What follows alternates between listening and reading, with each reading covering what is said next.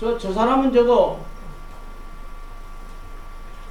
뭐 신문 지상에 봐서 아시지만은요, 이제 저 초등학교 어린애 교과서에서부터 역사를 왜곡해서 저희들 계획된 플랜대로 좀 가고 있는 것 같습니다. 저 고쳐지지 않을 것 같아요. 어떤 경우가 돼도. 그런데 여러분들, 물론 제가 지난번에 폭탄 발언을 한 바는 있습니다만은 어떻게 해야 될까요? 대책적인 입장에서 한번 안 있으시면 한번 말씀해 보시면 어떨까 싶어서 한번 제안을 드려봅니다. 우리도 거기에 대응해서 예.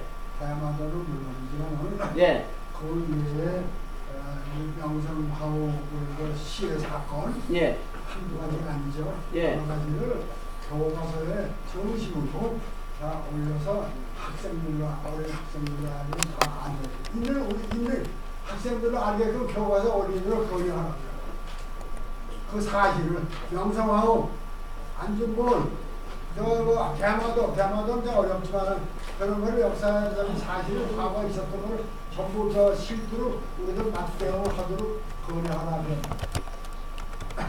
아, 우리 교과서에. 그럼. 예, 예. 하지 말라고 하지 말고 그런 걸 하란 말이야. 이번은 우리 방에 저기 해드려서 굳이 모릅니다. 선생님, 예. 하나 해드릴까요? 예. 이거 간단합니다. 예.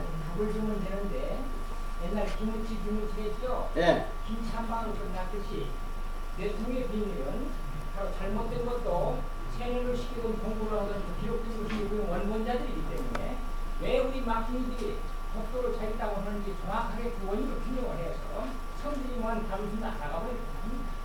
근데 답으로 해결하면 됩니다. 전부. 여기는 그렇게 그 답을 내통의 비밀 누구 10%씩 0씩까지만 해도 돼요.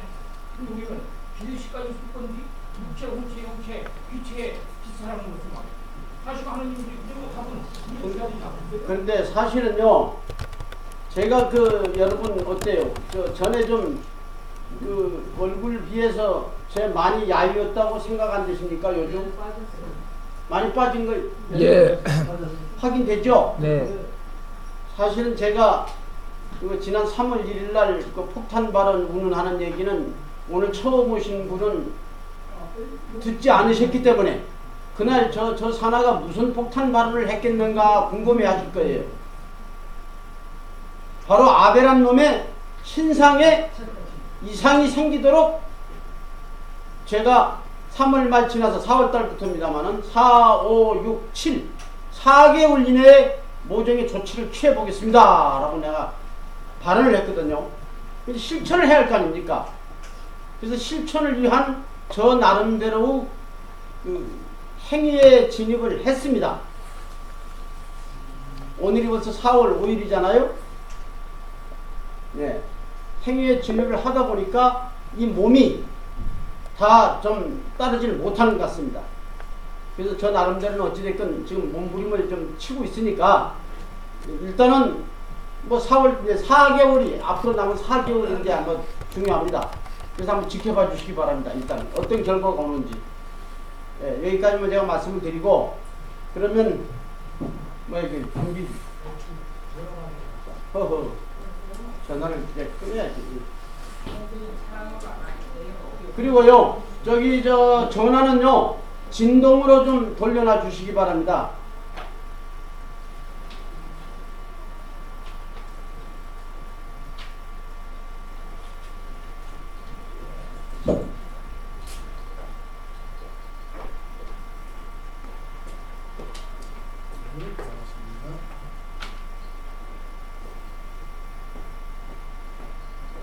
아직도 안 됐어?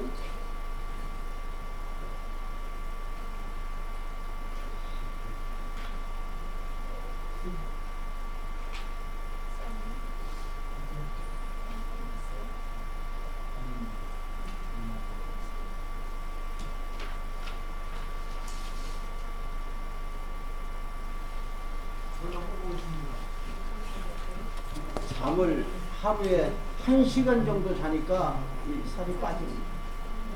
1시간 정도.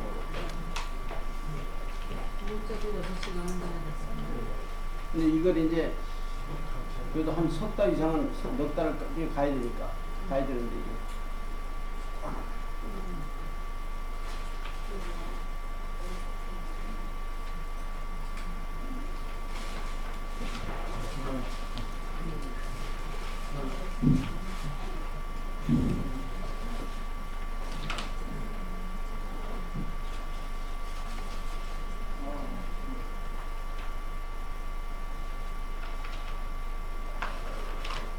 몇 달 동안 계속 한 시간만 부르실 거예요? 그렇게 가야죠. 네. 저 나름대로 예, 계획된 바가 있으니까 어찌됐건 내 입으로 한 말인데 제가 어찌됐건 최선을 다해야 돼. 남은 시간에 뭐 하시나요? 안 들으실 때 기도하나요? 그건 향후로 결과가 나오기 전에는 말씀드리기는 그렇습니다.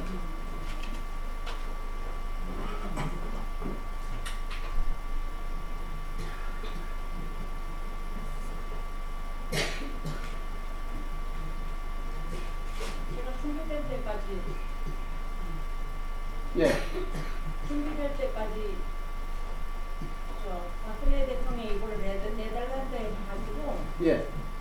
우리나라 최고의 줄기세포에 대해서 얘기했는데 아실 때까지 잠깐 해도 될까요?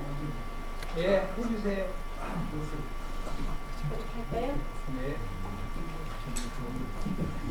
막간을 이용해서 아니 예. 강의는 언제 하는 건지 아니 뭐 저 전화 받고 한 저는 고사입니다. 고사입니다. 들으시면 이내 제가 예, 고사입니다. 저는 이번에 우리 박근혜 대통령이 독일로 네덜란드로 가서 눈물의 순방을 하고 감격적인 시간들을 보내고 오신 거 여러분 잘 아실 겁니다. 히딩크 대통령이 살았 나라인 네덜란드에 가가지고 국왕의 초청구 만찬에 몸살이 나가지고 마음의 몸살, 몸의 몸살이 나가지고 참여를 못하고 이튿날 오찬에 또 가가지고 또 그런 오찬에 가가지고 이제 그런 얘기를 할 시간인데 히딩크도 오고 박지성이도 온 거예요. 그러니까 히딩크를 가르치면서 국왕한테 저 히딩크가 이번에 원래 이번 시즌 끝나면 감독을 그만둔다, 축구 감독 끝난다 그랬는데 무릎도 많이 아프고 10년 동안 하여튼 그 무릎이 퇴행성 관절염이 우리 한국에 와서 줄기세포로 치료받고 다시금 좋아져서 2016년도에 마지막 네덜란드에 애국적으로 자기 나라의 마지막 감독역을 할 수 있겠다고 다시 수락을 했다는 거예요. 그러면서 이 앞에서 딱 대통령 왕 앞에서 그 얘기를 하면서 우리나라 줄기세포가 미국을 북미와 유럽보다 한 발자국 더 앞서 있다는 것을 아십니까? 우리나라 한국 의료가 이 줄기세포 덕분에 다른 것도 많이 앞서 있지만 이렇게 많이 실용 단계에 있습니다. 그 말을 했어요. 근데 아까 좀 나오기 전에 또 낮에 어저께 뭐 황금알을 언제 했는지 오늘 아까 재방송을 잠깐 하고 있더라고요. 그게 황금알에서 다룬다는 것은 대단한 거예요. 의사들이 나와 있잖아요. 여러 명 의사 있고 한의사도 있고 뭐 대단하잖아요. 근데 거기에서 우리 회사하고 손잡고 열심히 연구하는 김윤배 박사가 딱 줄기세포 고수로 나온 거예요. 와, 이거 아는 사람이 나왔네요. 열심히 제가 휴대폰에도 찍어놓고 해놔가지고 증명도 있습니다만은 그러면서 뇌경색,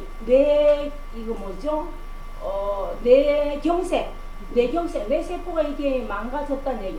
뇌경색의 부분을 10분의 1로 감소시킬 수 있다. 줄기세포를 치료하면. 그 다음에 퇴행성 관절염 이거 수술하는데 얼마나 고생스럽고 힘듭니까? 아프고 그래요. 근데 그거 퇴행성 관절염도 인공연골을 넣으면, 쇠연골을 넣으면은 뭐 다 될 것 같지만 그동안 사용해보니까 한 10년, 15년 지내보니까 진짜 문제가 많이 생기는 거예요. 다리가 뽀청되는 사람도 있고 한 30%는 그래도 아이고 그래도 통증이 없어지고 이만하면 괜찮다 이런 사람도 있고 아이고 이거 괜히 했다 이런 사람도 있고 막 이런 거예요.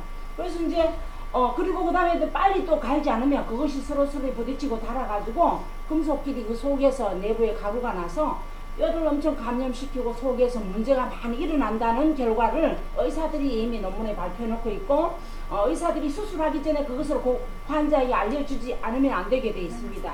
그러니까 노인들도 그냥 돈 없어도 자식들이 돈 내갖고 한 집에 100만 원, 200만 원 내갖고 그냥 수술하면 자기 무릎 아니니까 부모님 그냥 사골 잡듯이 그냥 잡아가지고 하는 줄 알고 해봐요. 하는 날부터 나는 여러 사람 내가 병문안 가봐서 알거든. 고통스럽게 이럴 게 없어요. 그리고 회복되기까지 몇 개월 더 걸리죠. 그 다음에 또 수술하고 난 뒤에 꺾기 아니면 뻗쳐다니게 꺾기가 완전히 사람 죽이는 거예요. 그래서 꺾기 하다가 못한다 그냥 뻗쳐다리를 살래 이런 사람도 있어요.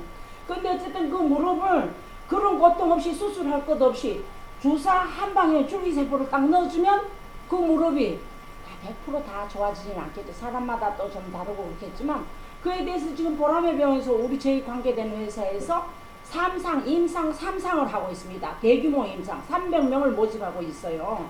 그렇게 하고 우리 한국에서는 이것이 미국 FDA에 인정되고 그래서 FDA에서 미국에서 3상 하라는 이제 2상 후반기 거를 하라고 허락이 떨어졌다고요. 근데 국내에서 그럼 그렇게 유명한 걸 왜 국내에서 못하고 일본으로 중국으로 가냐?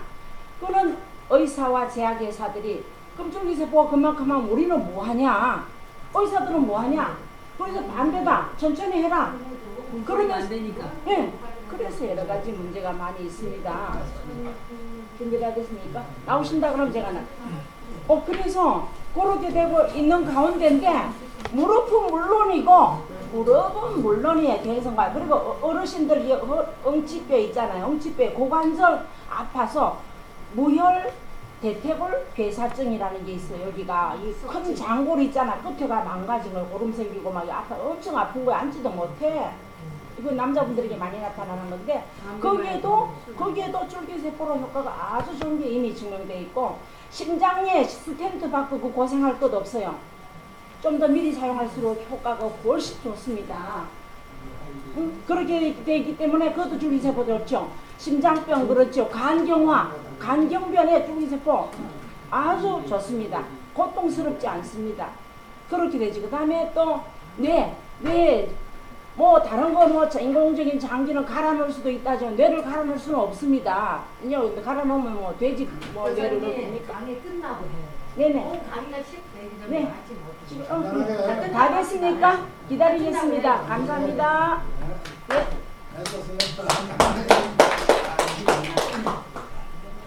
아니 막 깔. 자, 기다릴게요. 네.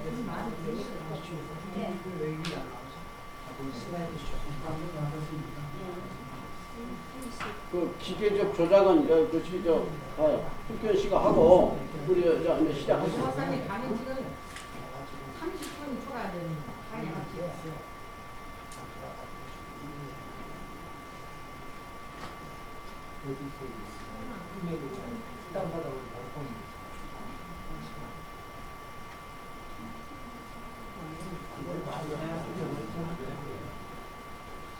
자, 그러면 그 오늘 강의를 해주실 우리 21세기 신문화연구회 그 우리 공동회장이신 우리 오재영 회장님을 소개하겠습니다. 뜨거운 박수로 환영해 주시기 바랍니다.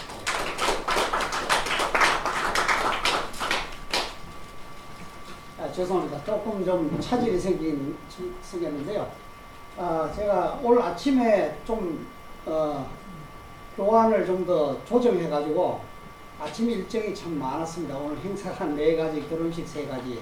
이렇게 시간에 맞춰서 아침에 조금 조정해가지고 옮겨놨는데 여기에 보니까 지금 찾지를 못해서 일단 메일로 지금 보낸 거를 조금 준비되는 대로 그걸 강의를 하면서 지난번 강의에 대한 강의를 조금 하면서 제가 그걸 교체가 되면 바로 교체해서 하도록 하겠습니다. 근데 내가 비밀번호를 근데 이 슬라이드 쇼가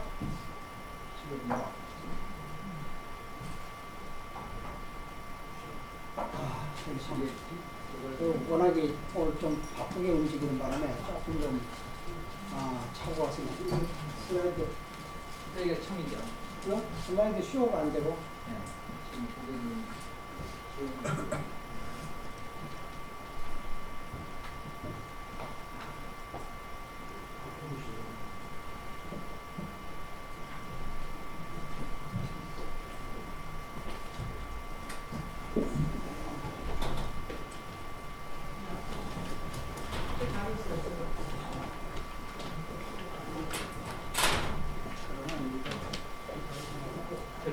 다른 데로 다 어디서 이걸 눌러서 올린다고? 직접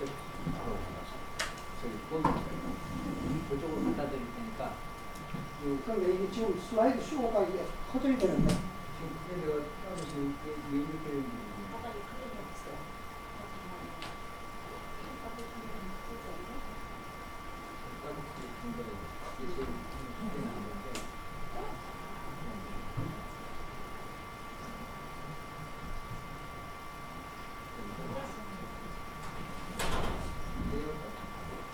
근데 전문가도 할 수 없구나. 의den기라. 아이, 제가 좀 교재 만드는 거 조금.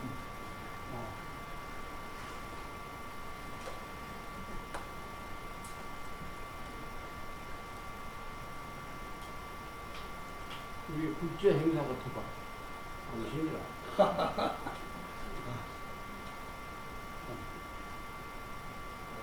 예술이 있습니다. 여기 카페에 있는 딴 예술도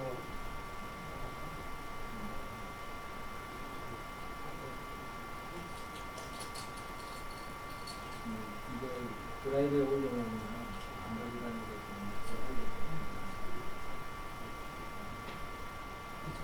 이걸 한번 보세요. 스캔. 예, 그거지. 컴퓨터. 여기 그거요?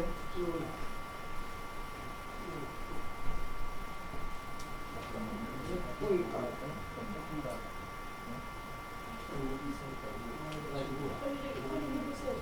보니까 USB 있거든요. 캡처가 이렇게 끼지 말고. 그 USB 컴퓨터에다 하도 많은 걸 장착해 놓으니까 컴퓨터가 지났나 보다. 저도 가끔 이렇게 클리닝을 해야 돼요. 전문가한테 들려고 컴퓨터가. 사람들도 자꾸 집어넣으면 괜찮은 줄 알았는데 사람은 똑같아요. 저게. 예, 너무 많은 입력을 시키면 노망든데요. 그러니까 가끔 저 서비스 센터에 가서 지울 거 지우고 세팅을 해야 된다. 이제 이렇게 오케이. 저건 좀 정품만 컴퓨터. 역시 그동안 너무 부러워먹기만. 이렇게 죄송합니다. 아이고 머리 지가 나네. 저거 있는데. 저는 강의를 화면과 함께 이렇게 프레젠테이션 하는 데 대해서 그러면 제가 이 좀 준비가 되는 동안에 말로 할 수 있는 강의를 먼저 좀 하겠습니다. 저는 이렇게 전혀 이 의학 부분하고 상관없이 산업은행에서 30년간을 근무했던 사람입니다. 우연찮게 불면증이 걸려서 그거를 명상법으로 나름대로 치유를 하고, 그리고 또 기회가 닿다 보니까 대체의학, 미국의 한의대를 여는 분이 한국에서 대체의학 과정을 한의학 과정을 한국에서 열어서 경기대학에서 제가 대학원에서 한의학 공부를 해보니까 이 불면증을 공부하면서 불면증을 퇴치하면서 마음 공부를 하고 보니까 병이 결국은 마음에서 온다는 것을 깨우쳤고요. 그리고 의학 공부를 하니까 인체 구조 속에 사람이 어떻게 하면 질병이 나오고 또 그 원인을 제거하면 어떻게 하면 질병으로부터 자유스러워지는가. 그래서 제가 지난번에 강의했던 거에 이번에는 실기 부분을 좀 많이 집어넣어 가지고 제가 좀 시간을 끌더라도 2시간을 할 작정하고 좀 내용을 많이 보충했습니다. 그런데 이게 지금 조금 좀 여의치를 못하는데요. 기본적으로는 여러 가지 그 증거를 제가 이렇게 이 자료 속에서 많이 찾아봤습니다만, 가장 중요한 것은 마음이 바로 서면 건강해지고, 마음이 엉키면 몸도 엉켜져서 건강이 나빠진다는 겁니다.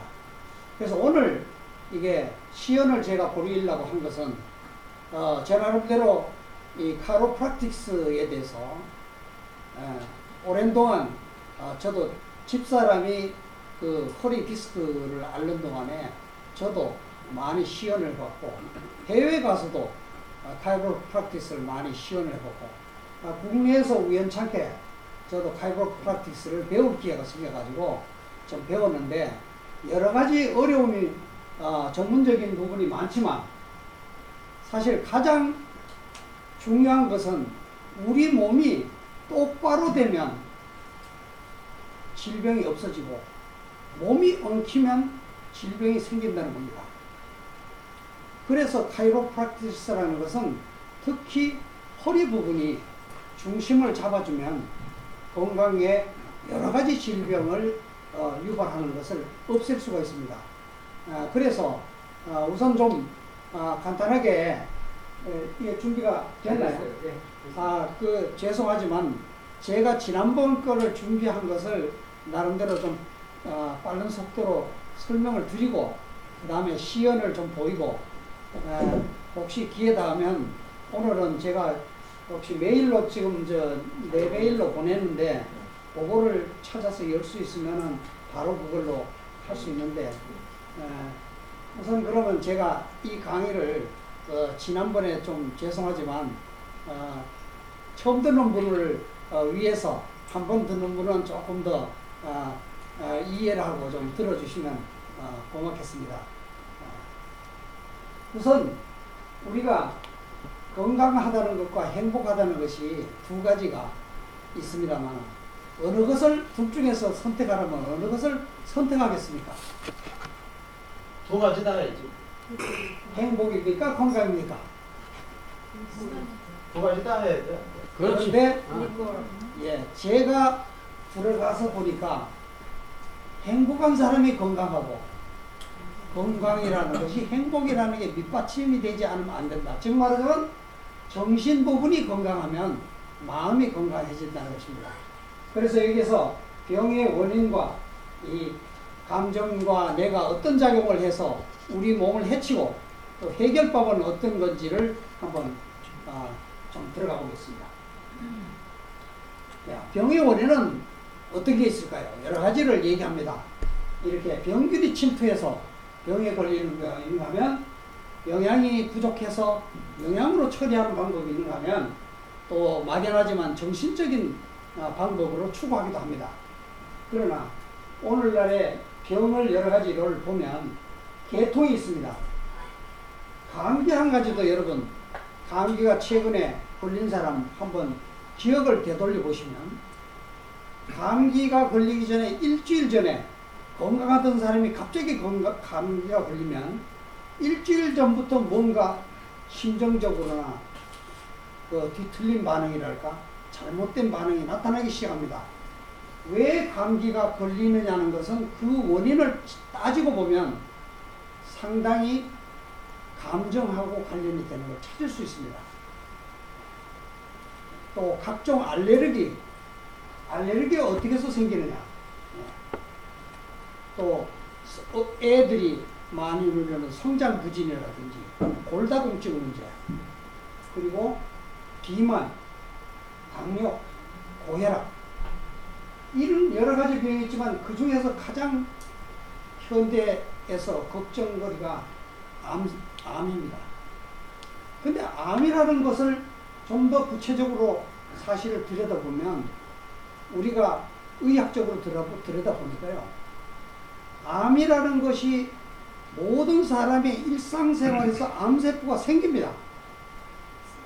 그런데 어떤 사람은 암에 안 걸리고 어떤 사람은 암에 걸린다. 왜 그러냐? 이것을 들여다보니까 바로 우리 몸 안에서 NK세포라고 하는 암만을 추적해서 죽이는 세포가 우리 몸 안에서 만들어집니다. 그런데 우리가 어떻게 하다 보니까 그 NK세포를 발생시키는 장치가 고장나게 되면 바로 암이 오게 되는 겁니다. 그런데 이게 1970년대에 NK세포가 발견이 됐는데 어떻게 돼서 암세포가 NK세포가 발생되는지를 추적하고 보니까 나중에 보니까 어떻게 되느냐, 즐거운 마음을 가질 때 NK세포가 많이 생성되는 겁니다. 그러면 우리가 암에 걸렸다는 것은 바로 우리 안에서 암세포를 죽일 수 있는 NK세포를 발생하는 장치가 고장이 난 겁니다. 그런데 그 고장이 나는 원인이 무엇인가? 바로 감정관리.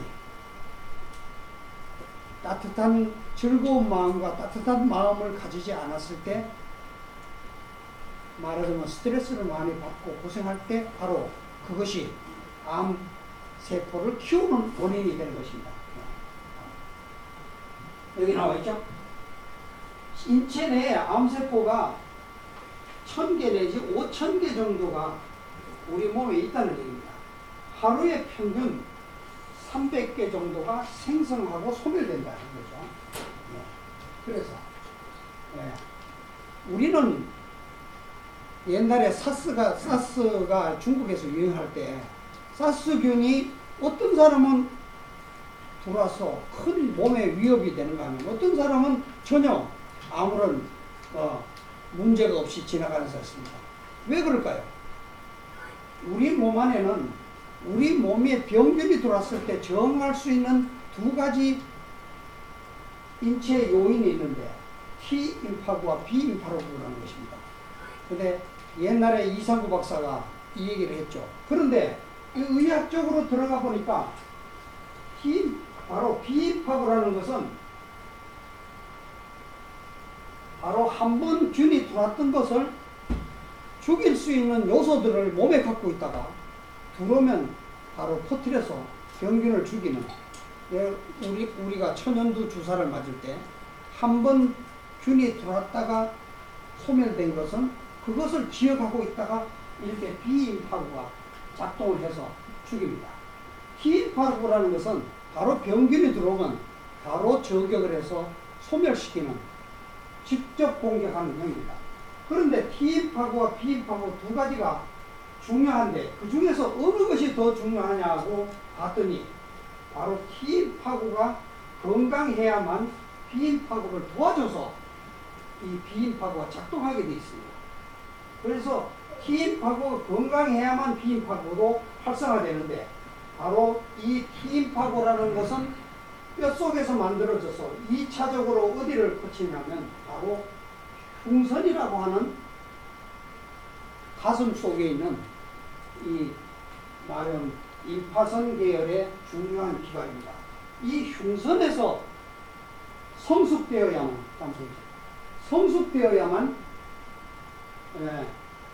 바로 T임파구가 제대로 작동하게 되고, T임파구가 적당히 작동하게 되면 바로 B임파구가 작동합니다. 그런데 이와 같이 흉선의 작동이 바로 우리 면역체에서 가장 중요한데, 이 흉선이라는 것이 어릴 때 보면 아주 말랑말랑하고 아주 이 덩치가 아주 비교적 큽니다. 그런데 어른이 될수록 이게 오그라듭니다. 그리고 이 부분이, 그것은 뭘로 설명하냐, 바로 우리가 감정적으로 나이가 되면 잘 웃지만 어른들은 잘 웃지 못하고 이 가슴이 오그러진다는 느낌, 바로 가슴이 아프다, 가슴이 메인다고 하는 부분이 바로 저희가 보기에는 이런 흉선의 작용이라고 느낄 정도로 여기가 바로 우리의 저항력을 강화시키는 가장 중요한 요소가 되겠습니다. 다음 또 하나는 우리가 질병의 종류의 한 가지를 듣자면 바로 이 당뇨를 들 수 있는데요. 당뇨가 중요한 병이 하나인데, 당뇨는 바로 우리 몸속의 혈당을 조절하지 못해서 일어나는데, 여기에 바로 췌장이라고 하는 기관이 우리의 이 당분을, 혈액 속의 당분을 일정한 수준으로 늘 유지하도록 작용합니다. 예를 들면 밥을 먹으면 이 당분이 간으로 이 음식이 흡수돼서 간으로 들어가서 이것이 혈당으로 돌게 되면 바로 췌장으로 신호가 갑니다. 그러면 지금 혈당이 많으니까 여기에 대해서 혈당을 낮춰주도록 조치를 하라.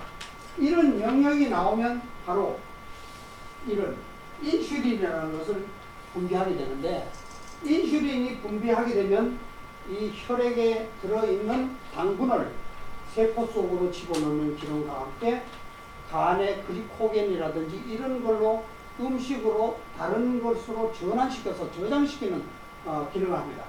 만약에 인슐린이 고장이 나게 되면 바로 당이 초과되게 됩니다. 그리고 또 예를 들면 며칠간을 밥을 못 먹든지 단식을 하게 되면, 또 운동을 과도하게 하게 되면 혈당이 적게 나타나게 되는데, 혈당이 적게 나타나게 되면 다시 이 췌장에 신호가 갑니다.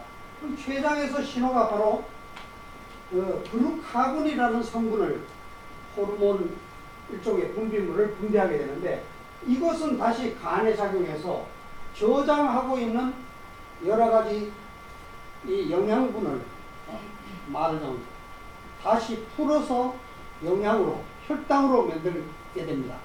우리 몸은 아주 묘하게 되어 있는 것이, 우리 두뇌의 뇌는 이 뇌동맥을 통해서 상승해서 올라갑니다.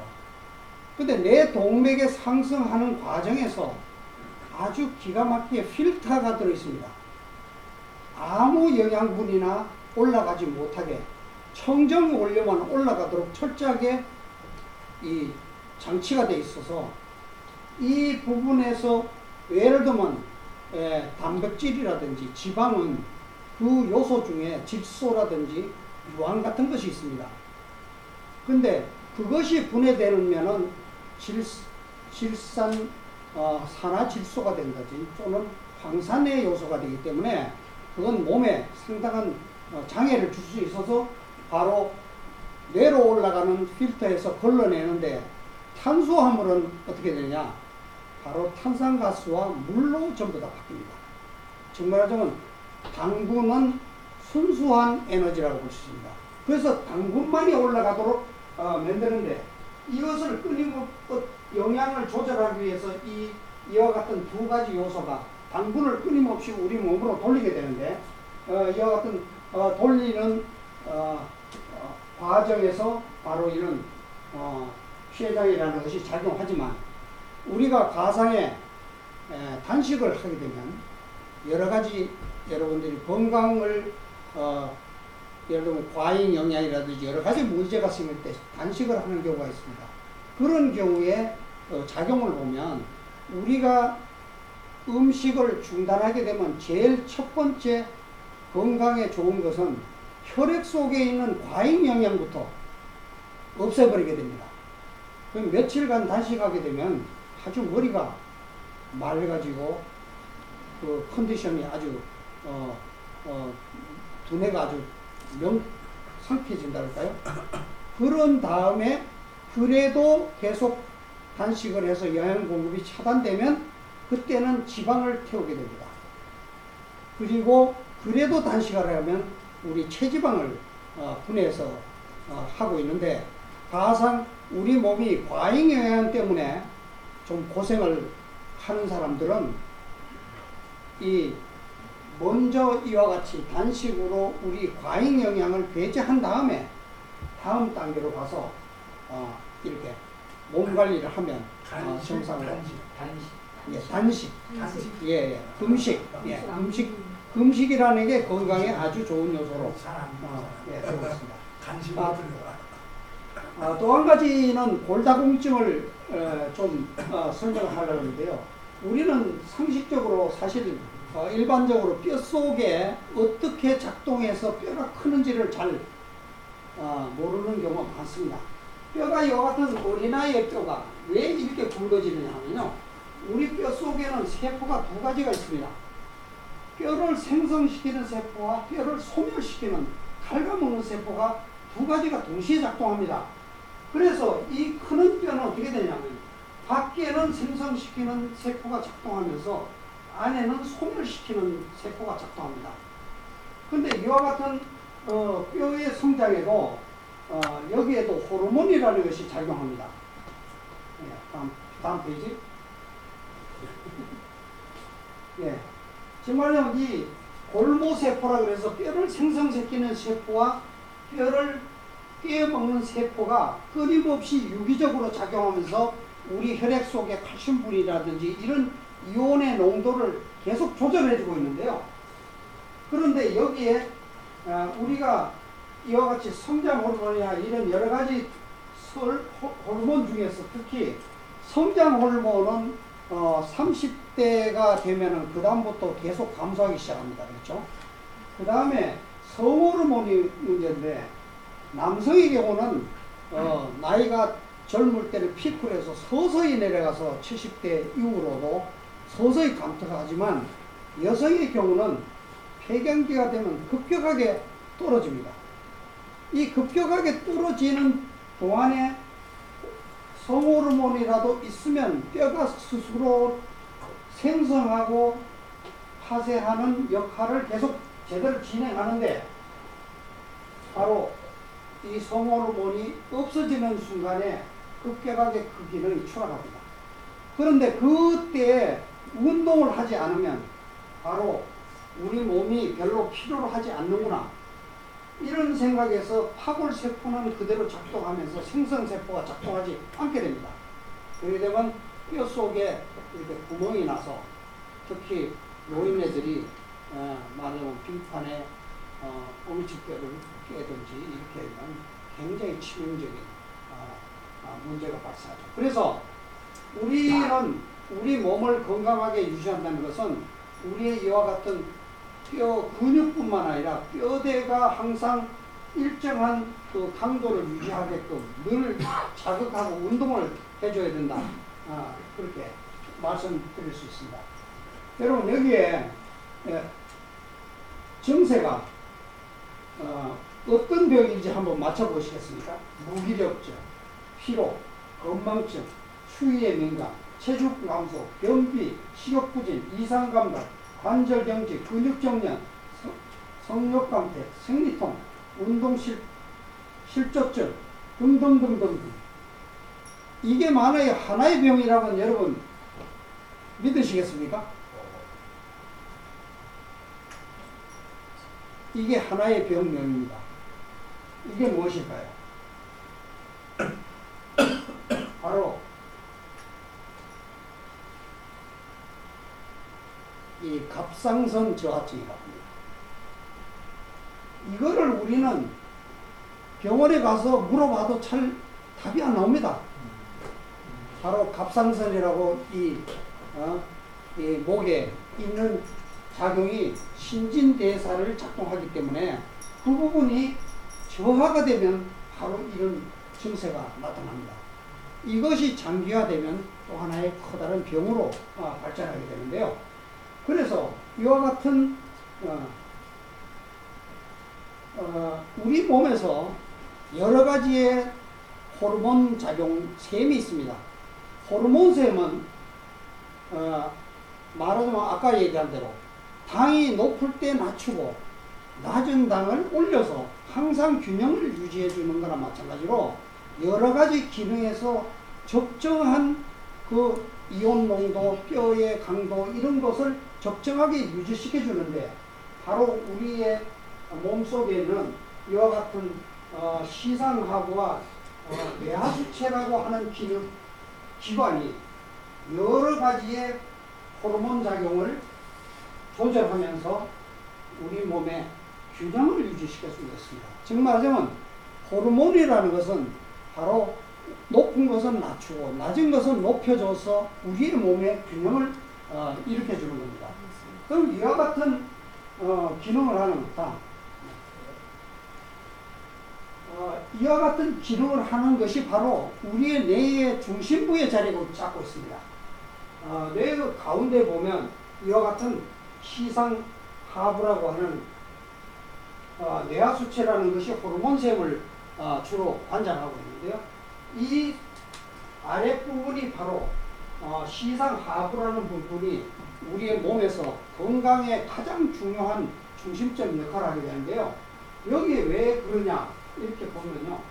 바로 이 부분이 자율신경중추입니다. 여러분 자율신경중추가 뭐죠? 우리 몸이 소화가 되고 소화액을 분비해서 소화를 시키고 심장이 뛰고 허파가 폐가 호흡을 어느 정도 유지하고 하는 모든 그런 장기의 움직임을 여기서 관장하게 됩니다. 그리고 아까 얘기한 대로 이 호르몬을 컨트롤하는 셈이 뇌하수체라고 있는데 이 아랫부분을 보면 바로 내분비 중추라고 그래서 이 각종 호르몬샘을 전체적으로 컨트롤하는 부위가 여기 있습니다. 그래서 이와 같은 건강의 두 가지 커다란 기능의 중심이 바로 이 시상하부라는 곳에 있는데 이 시상하부의 중심에 뭐가 있느냐? 바로 감정중추라는 것이 있습니다. 즉 말하자면 이와 같은 조직이 서로 연결되어 있다는 것은 이것은 우리의 그 신경조직이 서로 긴밀하게 교감하고 간섭하고 있다는 것입니다. 그래서 우리가 가상에 감정이 상하면 예를 들면 밥맛도 없어지고 어떤 사람은 설사도 하고 가슴이 쿵쾅쿵쾅 뛰고 이 바로 자율신경계가 우리 감정에 직접적인 영향을 준다는 겁니다. 그 다음에 각종 호르몬샘의 조절도 바로 이 감정이 어그러지면 바로 아래에 있는 바로 내분비 중추를 움직이기 때문에 호르몬샘의 균형이 깨어지기 때문에 여러 가지 이상 현상이 우리 몸에 일어나게 되는 것입니다. 그래서 결국은 여기가 무엇이냐면 의학적으로 여기가 몸과 마음이 만나는 장소라고 얘기합니다.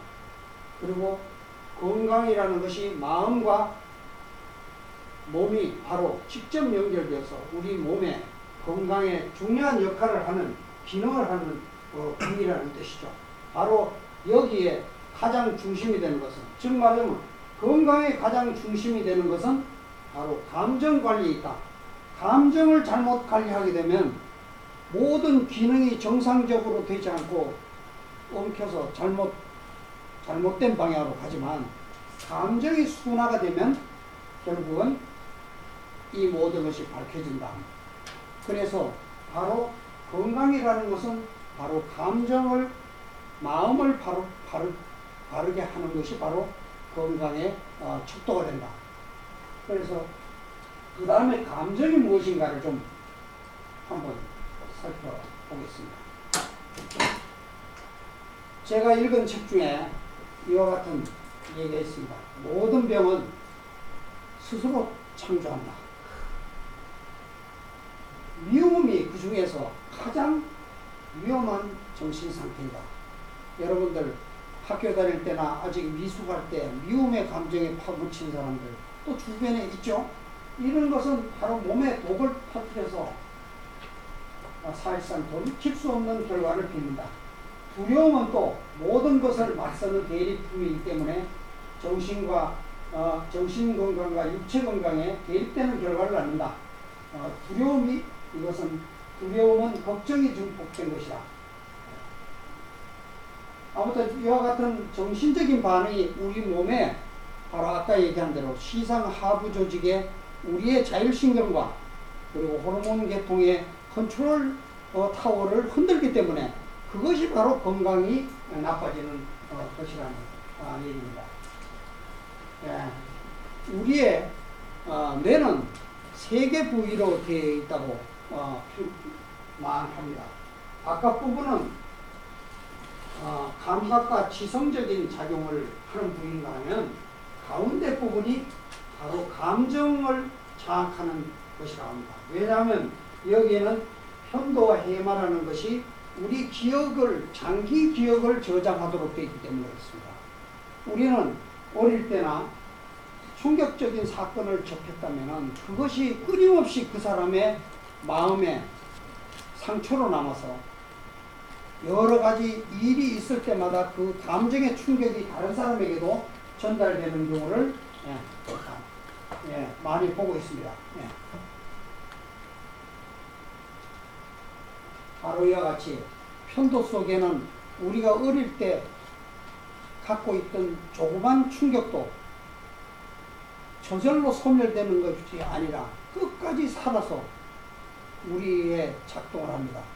저는 그런 사람의 상담을 통해서 얘기를 하는 가운데 어릴 때 10몇 살 때 아버지한테 야단을 크게 맞은 것이 밖에 1시간 동안을 벌을 받은 것이 끝까지 마음의 상처로 남아서 아버지를 대하기도 꺼림직 할 뿐만 아니라 자기 남편과 아이들에게도 그런 작용을 하는 것을 여러 번 목격했습니다. 그래서 우리 속에 있는 이 상처는 그렇게 쉽게 해소되지 않습니다. 그래서 여러분 이 아이를 보십시오. 공부를 잘한다는 것이 무엇일까요? 공부를 잘하는 것은 집중을 잘하는 것입니다. 집중을 잘하는 것은 뭘까요? 감정으로부터 자유스러운 겁니다.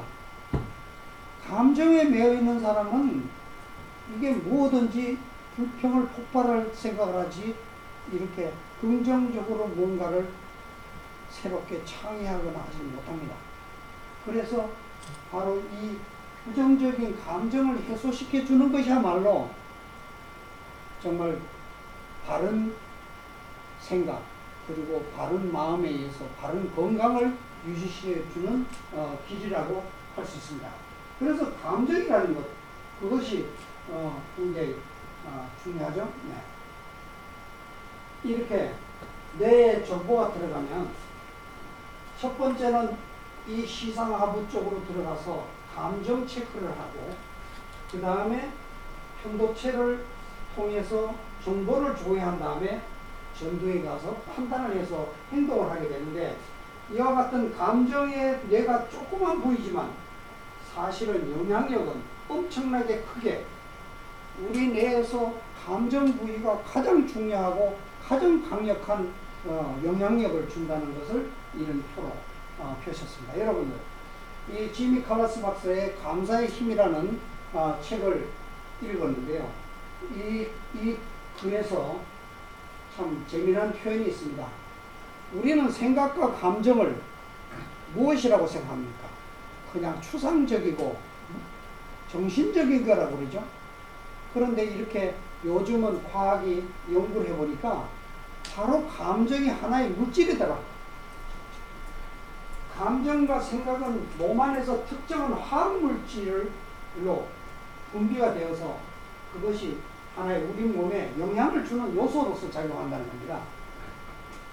부정적인 감정을 가지면 바로 몸에 활기가 없어지고 이렇게 위축되는 효과를 나타내는가 하면 긍정적인 반응을 가질 때는 몸을 활성화시키는 역할을 하는데 그 중에 가장 강력한 치유 효과를 내는 좋은 감정은 바로 감사와 사랑이라는 것입니다. 따뜻한 감정, 남을 긍정적으로 바라보고 포용하는 사랑이라는 것은 남과 내가 경계가 없어지는 것이 사랑이라고 볼 수 있습니다. 모두 하나라는 생각. 또 하나, 호킨스 박사의 의식지수, 바로 감정을 지수로 나타냈습니다. 이분은 과학을 하는 분으로서 우연찮게 진실인지 거짓인지가 우리 몸에 작동하는 원리를 이용해서 감정의 힘이 어떤 것이 가장 약하고 어떤 것이 강한가를 1에서부터 1000까지 단위로 분류해 봤습니다. 근데 가장 힘이 약한 감정은 바로 수치심과 불욕과 비참과 같은 기억, 이와 같은 마음입니다. 무기력, 절망, 포기, 슬픔, 후회, 낙담. 문제는 이와 같은 곳에 있는 사람은 자기도 괴롭지만 남에게도 괴로움을 준다는 것입니다. 그리고 그 위로 올라가면 욕망과 분노와 자존심, 이와 같은 경멸과 서로 공격과 미움, 이와 같은 200단계 이하의 미만에서 일어나는 것은 굉장히 어두운 부분인데, 가장 아랫부분의 부분을 저는 어떻게 분류를 하냐면, 바로 자기를 인정하지 않는, 나는 쓸데없는, 쓸모없는, 아무짝에도 쓸모없는 사람이라고 자괴감을 가질 때, 그 사람은 가장 약한 에너지이자 남에게도 자기에도 해를 끼치고 남에게도 해를 끼치는 작동을 한다는 것입니다. 그럼 이 상태에서는 올라가면은 자기는 자기 스스로를 좋게 긍정적으로 보는데 남을 인정하지 않기 때문에 남과 끊임없이 부딪힘이 일어나는 단계입니다. 이 사회는 서로 좋은 사회를 만들려면 첫째 자신을 긍정적으로 인정을 해야 되고, 다음 단계로 가서 남을 긍정적으로 인정해 줄 때 동료 관계, 서로 도움을 주고받는 관계가 형성이 되죠. 이와 같은 단계에서 비로소 사회적으로 관계가 형성이 되는 것이 바로 용기와 긍정이라는 것으로 작용을 해서 이 희망과 용서, 포용이라는 단계를 거쳐서 이해와 이성의 단계로 넘어가는데요. 이성의 단계로 넘어가면 모든 사람은 나와 똑같기 때문에 객관적으로 모든 사람을 볼 수 있게 됩니다. 그래서 남의 관계와 나의 관계는 전혀 차이가 없기 때문에 내 경우와 저 사람의 경우를 역지사지 남의 입장을 살피면서 내 입장을 갖게 되는데요.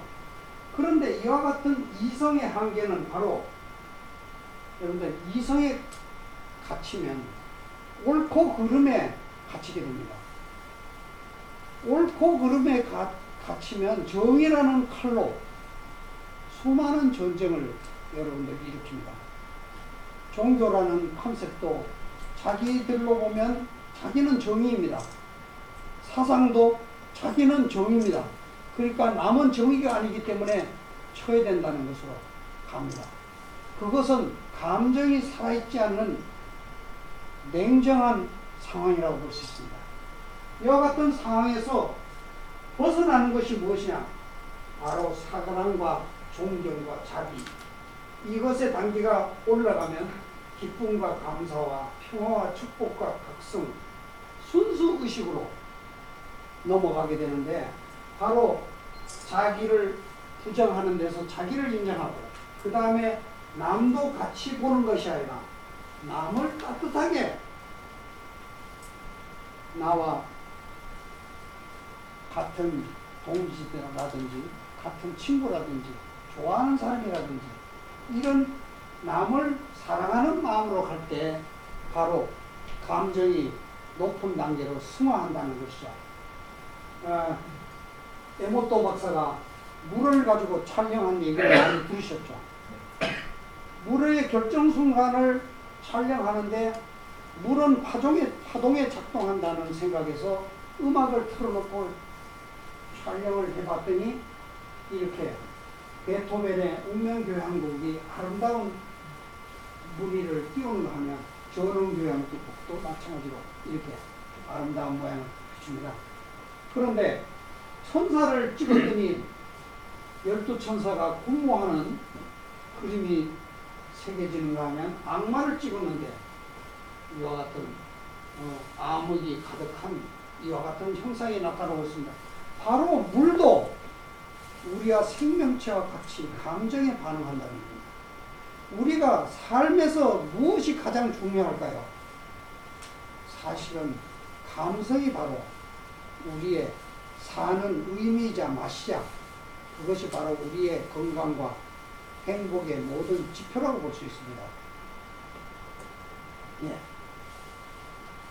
여기에서 가장 아름다운 것은 바로 아까 얘기했던 고맙습니다. 사랑합니다. 감사합니다. 바로 감성이 살아나야 인간이 진짜 살아나고, 아까 얘기한 대로 건강에도 바로 감성이 작동되었을 때 한 단계 레벨업 때는 옳고 그름 이전에 감성이 작동이 되어야만 바른 사람이 된다는 것입니다.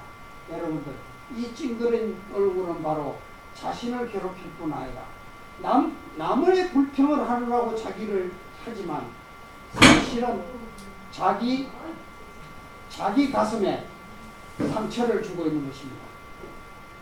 바로 저렇게 웃음을 웃는 것은 남에게 자신에게도 선물을 주는 것이지만 남에게도 선물을 주는 것입니다.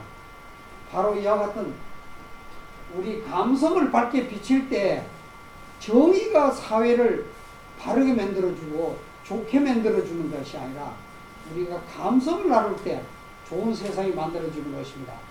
그게 바로 어떻게 보면 홍익인간 정신이라는 게 무엇입니까?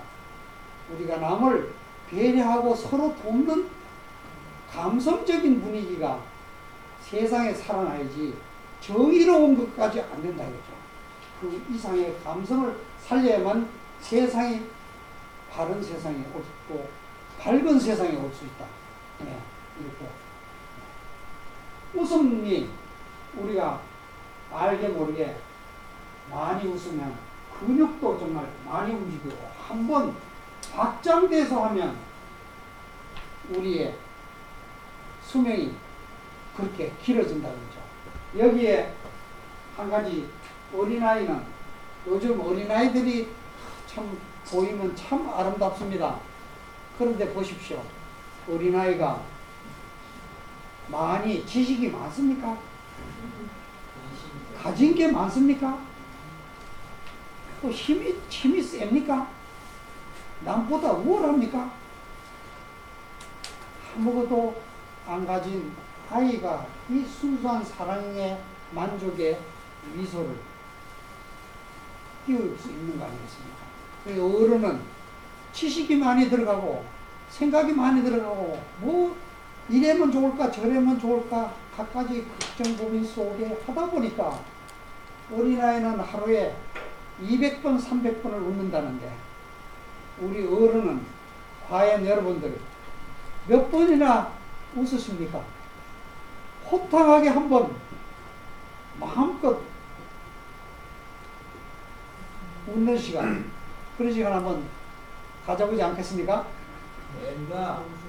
10초간 한번 웃음 발사 한번 하겠습니다. 그런데 박수를 치면서 한번 힘껏 한번 웃어 보십시오. 뱃속에서 잔뜩 에너지를 넣어서 웃음 발사!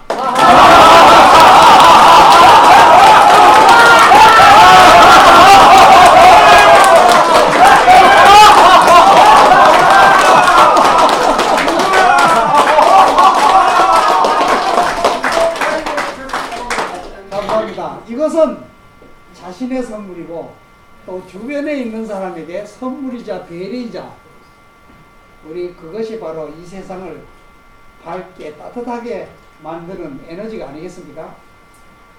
다음. 아이고, 예, 끝났네요. 예, 제가 오늘 슬라이드를 제대로 준비를 못해가지고 예, 강의가 정말 너무하지만 마지막으로 약속드린 대로 이 좀 화면이 좀 지금 제가 좀 부탁을 해서 갖추는 동안에 카이로프랙티스에 대해서 좀 말씀드리겠습니다. 이 우리 몸에서 가장 중요한 기둥 역할을 하는 것이 척추입니다. 근데 척추가 구부러지면 사실은 마음이 구부러졌다고 볼 수도 있습니다. 기울면 어떤 작용을 하느냐? 척추와 척추 마디 사이에 신경세포가 줄기가 나옵니다. 이 등줄기 부분에서 신경세포가 장기를 관장하는 줄기가 나옵니다. 이게 어긋나면 바로 장기가 작동을 제대로 하지 못하게 합니다. 그래서 우리 건강에서 가장 중요한 것은 척추를 바로 세우고 부드럽게 만들어주는 겁니다. 이것을 부드럽게 만들지 않으면 바로 그 중간에 있는 신경세포가 연결이 장기를 작동시키는 작동이 제대로 안 되기 때문에 문제가 생깁니다. 두 번째 제가 요점을 하는 것은 제가 10분간 카이로프랙틱스를 얘기를 했는데요. 목 부위가 여기에 보면 이 근육이 딱 서 있는 게 있습니다. 이거를 흉쇄 유돌근이라고 합니다. 이 흉골, 쇄골이 만나는 곳에서부터 여기에 뒤쪽이 유돌이라고 되는 부분하고 연결되는 부위입니다. 이 밑에가 바로 뇌로 동맥이 지나갑니다. 여기가 긴장이 되면, 여기 화면에 지금 아까 좀 안 나옵니다. 여기가 긴장이 되면, 감정이 긴장이 되면 이 어깨 부분이 긴장이 됩니다. 그러면 이 부분에 혈액순환이 안 되기 때문에 머리가 멍멍해지고 눈도 침침해지고 잘 안 보입니다. 여러분 중에 좀 데모를 좀 자원하실 분 있습니까? 예, 좀 나오십시오 그럼. 이쁜 사람이에요. 나같이 나갈까봐 내가 지금. 우선 여기 좀 앉아주세요. 이쪽 보고. 근데 윗다리는 조금 좀 옷 주십시오. 저는 저 집에서 다른 사람은 가끔 좀 하지만 집에서 집사람하고 뭐 애들 아프다 그러면 제가 다 하는데요. 한 10분 정도 하면 예를 들면 허리가 삐끗하면은 아래 다리도 움직이는 게 부자연스럽습니다. 이런 부분.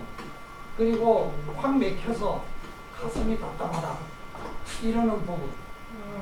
그리고 머리가 뭉뭉해서 눈도 침침하다.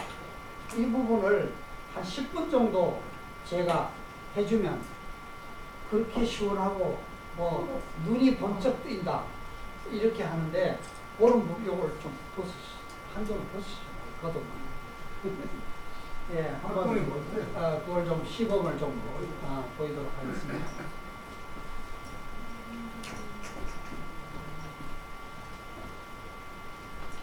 그래서 흉쇄 유돌근은 바로 이 부분이고요. 요거는 이 부분은 이 뒤쪽에서 여기를 꽉 잡아보면요. 대부분 여기가 아주 긴장이 많이 되는데요. 이거를 긴장되는 거를 여기서 흉쇄 유돌근을 이것이 눌러서 한 20초, 30초 정도 눌렀다가 이렇게 놔서 올리면요. 그런데 우리 뇌는요, 고통을 주면, 여러분 저 고통 요가법이라 그러나 고통을 통해서 그 수도하는 사람이 인도에 가면 있죠. 고통이라는 것이 순간적으로 우리가 아까 얘기했죠. 감정이 엉키면 생각이 복잡해지고 몸이 균형이 깨지는데 고통을 주는 순간에 이 생각이 다 복잡한 생각이 다 도망가 버립니다. 머리가 맑아집니다. 그래서 이 굳은 거를 이렇게 쭉 눌러주면요, 이게 풀어지면서 복잡한 생각들이 정리가 되면서 이게 혈액순환이 이루어집니다. 그래서 두 가지 기능입니다. 이렇게 쭉 눌러주면은 그 다음에 이 경추, 목의 척추 부분, 이 부분도 마찬가지로 이런 부분 이렇게 보면 굳은 부분이 딱 나타납니다. 아니 이것은 양쪽을 이렇게 눌러주고 그 다음에 맨 위에 부분은요 위로 지켜 올려줍니다. 예, 그런 걸 얘기하지. 예, 그렇게 하면 이 부위가 풀리면 굉장히 시원해지고 특히 그 애들이 눈이 침침하다 그럴 때 아주 이게 효과가 아주 좋습니다. 그리고 특히 그 두개골 뒤쪽에 하단 부분을 위로 지키면서 눌러주면 아주 그냥 펑 뚫어지는 것 같이 기분이 좋아하고요. 그 다음에 이게 두개골도 이렇게 마사지를 할 때 이렇게 풀어주면 굉장히 시원하고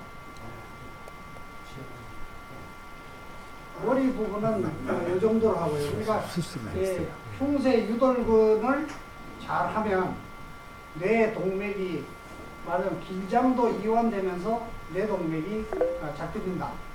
요걸 말씀드리고요. 그 다음에 좀 엎드려서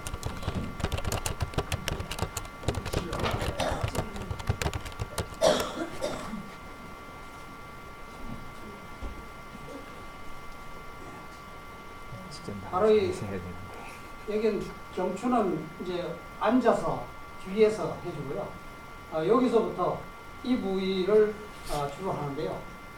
문제는 경직이 되어 있는 경우는 이 딱딱해서 이것이 이렇게 두툼하게 점점 여기가 올라오는 경향이 있습니다.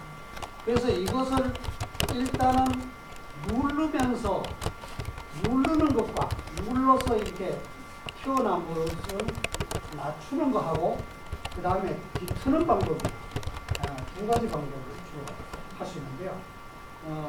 제가 하는 방법을 그대로 좀 해드리면 약간 트위스트 하기 위해서 이 대퇴골을 반대쪽 대퇴골을 누르고 이쪽 부위부터 이렇게 한 번씩 압박을 줘서 이렇게 눌러나갑니다.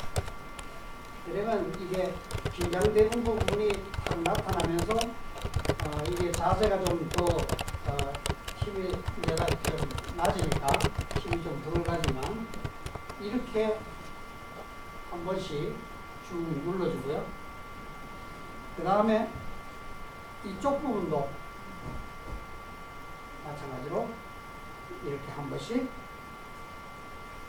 이런 거는 뭐 이렇게 잡아도 좋고 이런 날을 세워서 해도 좋습니다.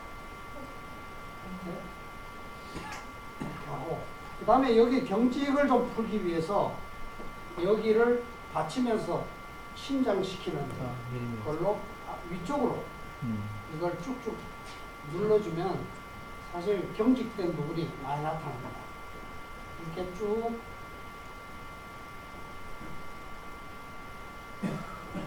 이렇게 눌러지는데 좀 아주 많이 이 딱딱한 부위는 이렇게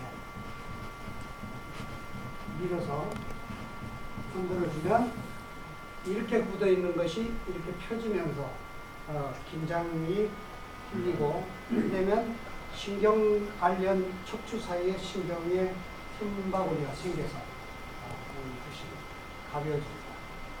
이렇게 해서 해주고 그 다음에 본격적으로 좀 트는데요. 양쪽 칼날을 세워서 이렇게 서로 크로스를 해서 이걸 눌러주는 방법이요. 힘을 가지끈까지 쫙 갖다가 한번 푸시를 합니다. 그러면 이게 어긋나 있는 부분이 두둑하고 잡히는 경우가 있는데요.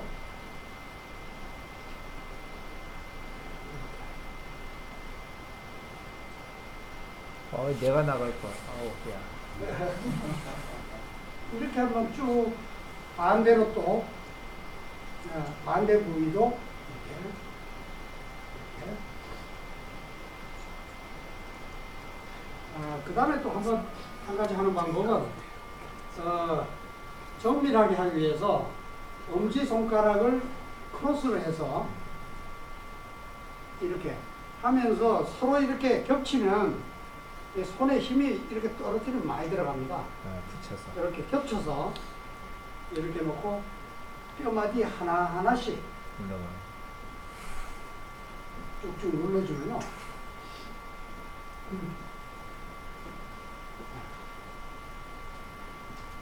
이렇게 하면 잘못 자리 잡힌 부분이 이게 잡혀 들어갑니다.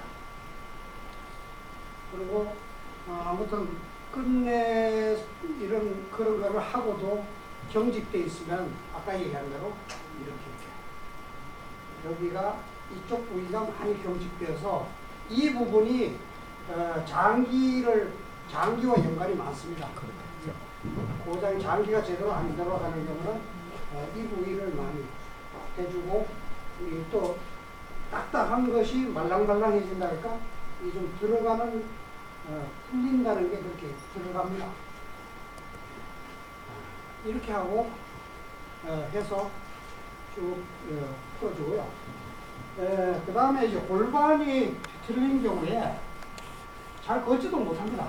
90살은 좀 약해가지고 보면 뭐 아이고 이건 뭐 오늘 이거 일 많이 했더니 이러는데요. 그래서 이거를 골반을 뒤트는 것을 저는 이렇게 잡고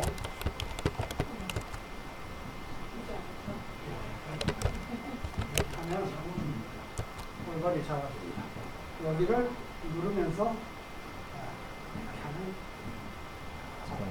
반대로 이렇게 풀어주면 골반 위치 그래서 이렇게 해서 여자들이 되게 이 골반 자리가 안 잡혀서 하지가 부자연스러운 경우가 많고 그 다음에 이 부분 가슴 부분은 장기 부분하고 연관이 많고요. 그 다음에 이 아랫부분은 여기가 말하자면 요추, 4, 5 요추가 주로 디스크가 많이 대상이 되죠. 이런 부위도 이거 엄지손가락을 양쪽으로 해서 쭉 한번 눌러주면서 또 이렇게 풀어줘서 긴장을 풀어주면 좋아집니다.